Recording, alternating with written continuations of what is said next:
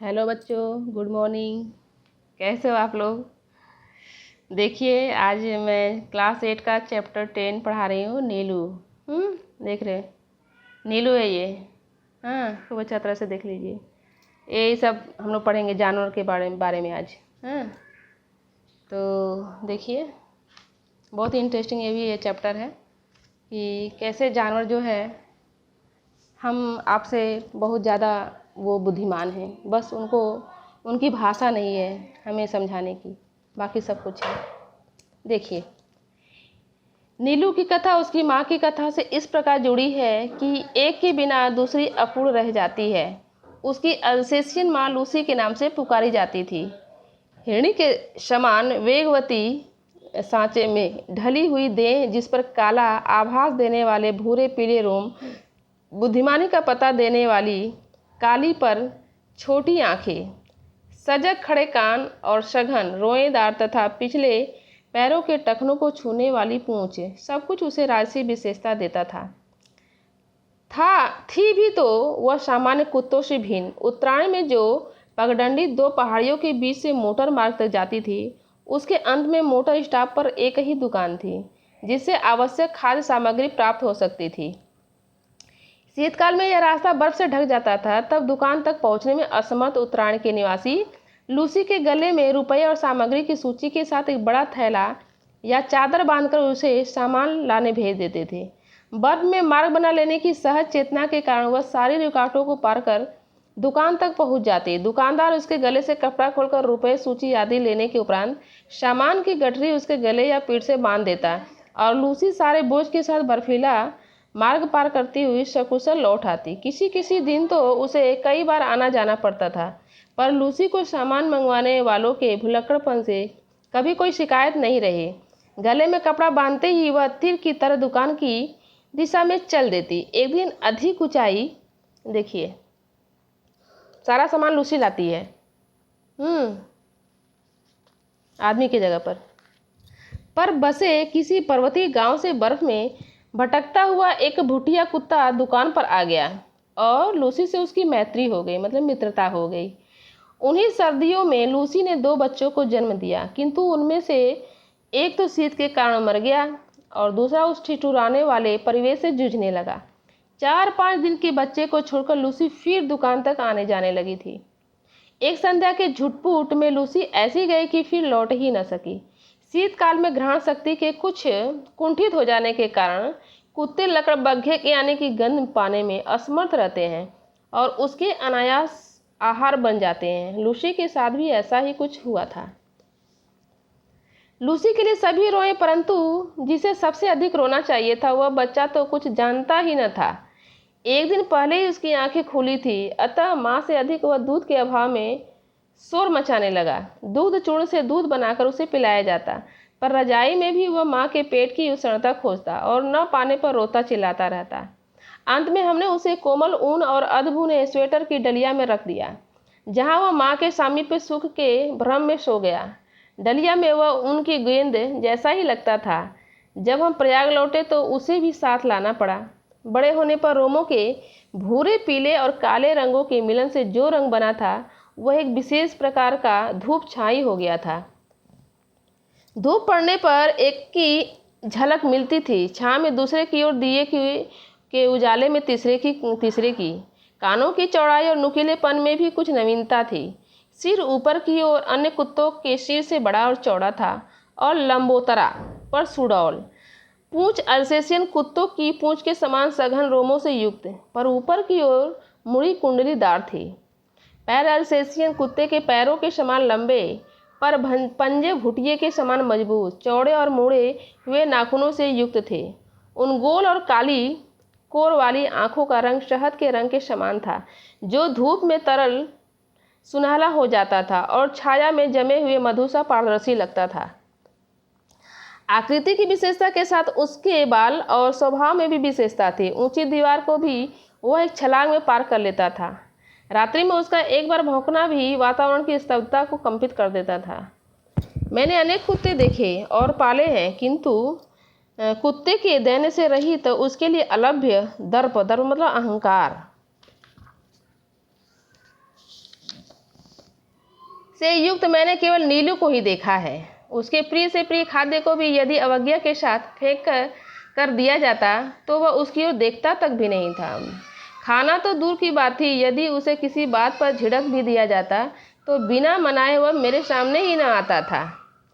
विगत 12 वर्षों से उसका बैठने का स्थान मेरे घर का बाहरी बरामदा ही रहा, जिसकी ऊपरी सीढ़ी पर पोर्टिको के सामने बैठकर वह प्रत्येक आने जाने वाले का निरीक्षण करता रहता था। मुझसे मिलने वालों में वह प्रायः सबको पहचानता था। किसी विशेष परिचित को आया हुआ देखकर वह धीरे धीरे भीतर आकर मेरे कमरे के दरवाजे पर खड़ा हो जाता था। उसका इस प्रकार आना ही मेरे लिए किसी मित्र की उपस्थिति की सूचना थी। मुझसे आ रही हूँ सुनने के उपरांत वह पुनः बाहर अपने निश्चित स्थान पर जा बैठता था। कुत्ते भाषा नहीं जानते, केवल ध्वनि पहचानते हैं। नीलू का ध्वनि ज्ञान इतना विस्तृत और गहरा था कि उससे कुछ कहना भाषा जानने वाले मनुष्य से बात करने के समान हो जाता था।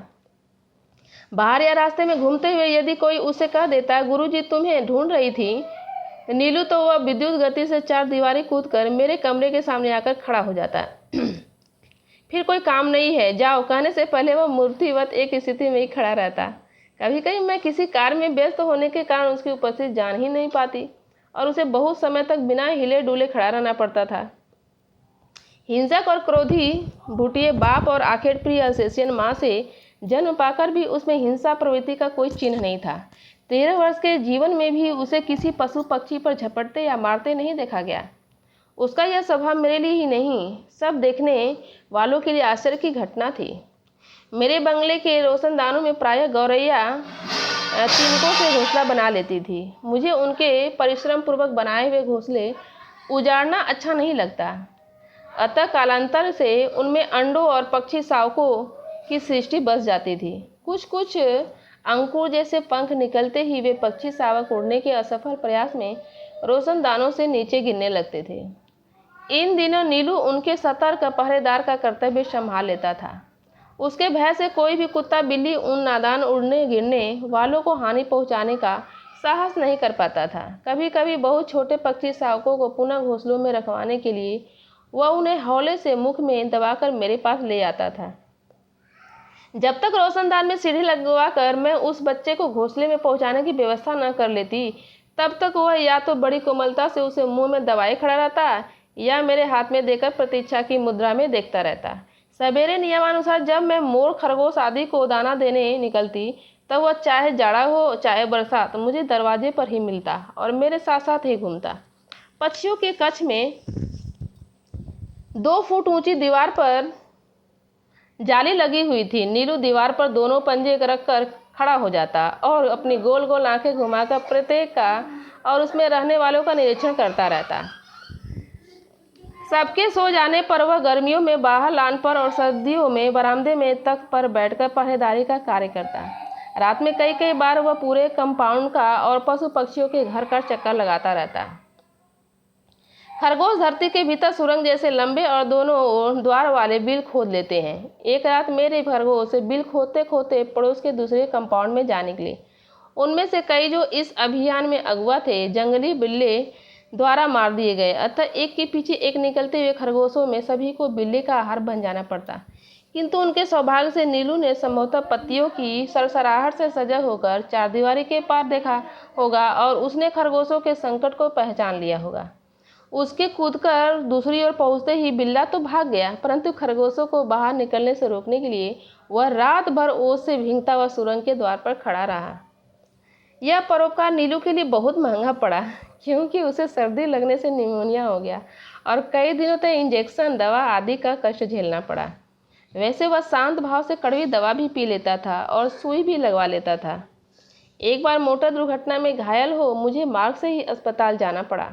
तब संध्या तक मेरी प्रतीक्षा करके देखो यहाँ पर बीमार पड़ी, यहाँ पर ये नीलू है, महादेवी वर्मा का ये है। यह जो कहानी लिखी गई महादेवी वर्मा का है, नीलू। और कपड़े, चादर, कंबल आदि सामान अस्पताल ले जाने वालों की हड़बड़ी देखकर उसे न जाने कैसे सब पता चल गया। सब उसकी उदासी देखकर हैरान थे। जब 3 दिन तक उसने न कुछ खाया न पिया, तब डॉक्टर से अनुमति लेकर उसे अस्पताल लाया गया। मुझे अच्छी तरह चारों ओर घूमकर देखने के बाद वह मेरे सामने ही जमीन पर बैठ गया। तब से हर दूसरे दिन अस्पताल न ले जाने पर वह अनशन आरंभ कर देता। इसलिए अस्पताल में भी वह नियमित रूप से मिलने आने वाले में गिना जाने लगा तथा डॉक्टर नर्स सभी से परिचित हो गया। नीलू को 14 वर्षों का जीवन मिला था और जन्म से मृत्यु के क्षण तक वह मेरे पास ही रहा। मेरे पास अनेक जीव जंतु हैं, परंतु जिसके बुरा मान जाने की मुझे चिंता हो, ऐसा अब कोई नहीं रहा। मतलब नीलू जो था ना, बुरा मान जाता था। अगर महादेव वर्मा अगर कुछ अच्छा बोलती, खराब बोलती तो वह नाराज़ हो जाता था, खुश हो जाता था। बोले कि अब ऐसा कोई भी जानवर जो है मेरे पास जीव जंतु नहीं है। बहुत ही प्यार करती थी महादेव वर्मा ना, जीव जंतुओं से बहुत प्यार करती है। और जीव जंतु बहुत सारी इनकी कहानी भी है, जैसे नीलू है, एक और कहानी है गिल्लू है, बहुत सी सारी है। देखो इनके बारे में हम लोग जान लेते हैं। महादेव वर्मा का जो जन्म है 26 मार्च और 1907 को फर्रुखाबाद में हुआ था। प्रयाग विश्वविद्यालय से इन्होंने एमए की उपाधि प्राप्त कर वे प्रयाग महिला विद्यापीठ की आचार्य रही मतलब प्रिंसिपल रही हैं। महादेव वर्मा छायावाद के 4 प्रमुख कवियों में से एक हैं। इन्हें आधुनिक काल की मीरा भी कहा जाता है। करुणा इनकी रचनाओं की प्रमुख भावना है। इनके रेखाचित्र व संस्मरण बहुत सजीव होते हैं। पद्म भूषण पुरस्कार से सम्मानित महादेवी जी का जो मृत्यु है 1987 में हो गया। और स्टूडेंट्स, आपके लिए बच्चे, मुझे आशा है कि आप लोग जो नीलू जो चैप्टर है बहुत अच्छी तरह से समझ गए होंगे कि एक जो जिसको हम लोग पशु बोलते हैं या फिर जानवर बोलते हैं कि इनमें कुछ ज्ञान नहीं है, कुछ भी नहीं है, तो ऐसा बहुत हम लोग का सोच ये है, ठीक नहीं है। नज़रिया हम लोग को बदलना होगा, जैसा कि महादेव वर्मा ने यहाँ बताया है। और हमें भी उनके फीलिंग्स को समझना चाहिए।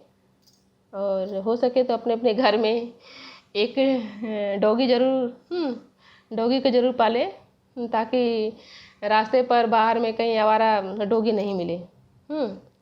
इससे मैसेज ये जाता है कि जानवरों के प्रति सहानुभूति रखें, उसको मारे नहीं, कुछ भी उसके साथ अगर भलाई नहीं कर सकते तो बुराई भी मत करिए। तो आज इतना ही बच्चों, नेक्स्ट वीडियो में फिर लेकर आऊँगी। सो धन्यवाद।